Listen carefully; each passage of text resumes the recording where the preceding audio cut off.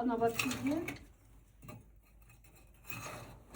qadimiy g'orda hozir tadqiqot ishlari boshlanyapti. Xonobod turizmni rivojlantirish bo'yicha hamda arxeologik turizmni rivojlantirish bo'yicha loyihamiz ikkinchi qismi ish olib borilyapti. Mana hozir Xitoydan professorlarimiz tashrif buyurgan. Bu mana Kapalina hududidagi g'orda. Water. No, continue. Very shallow. It's at bottom already. Chekkalardanmi? Demoqchimizki, albatta hozir bu qadamlarimiz yana Xonobod kompleks ekspeditsiyasining ikkinchi bosqichi bo'lib, kelajakda yana ham boy tarixni ochishga, qadimiylikni ochishga xizmat qiladi. Eng asosiysi biz 2022-2023 yillarda olib borgan tadqiqot ishlarimiz juda ham boy tarixda ochib berdi. Miloddan avval 2-7 asrlarga oid asoriy atikalar topildi va aholini yashash manzillari.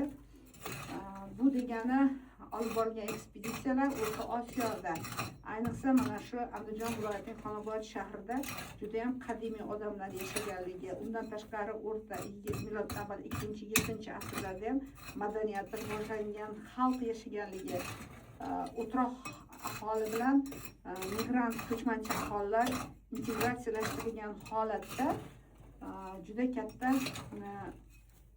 iqtisodiy zonani tashkillashtirgani, hunarmandlar rivojlanganligi bu yerda, eng asosiysi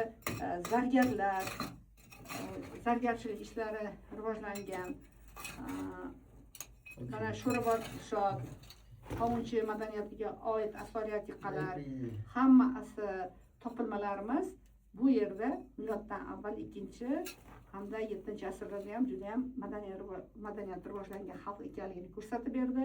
Undan tashqari mana shu boshlang'ich ishlarimiz davomiyligiga yana turtki bo'ldi. Endi hozir mana Xitoydan kelgan professor olimlarimiz keldi.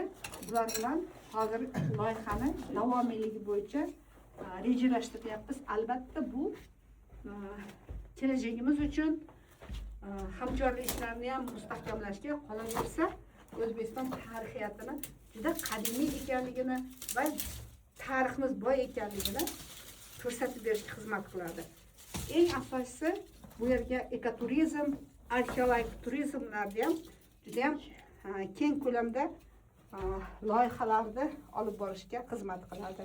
Iqtisodiy rivojlanishga xizmat qiluvchi yangi loyihalarimizga start beriladi yaqin kunlarda.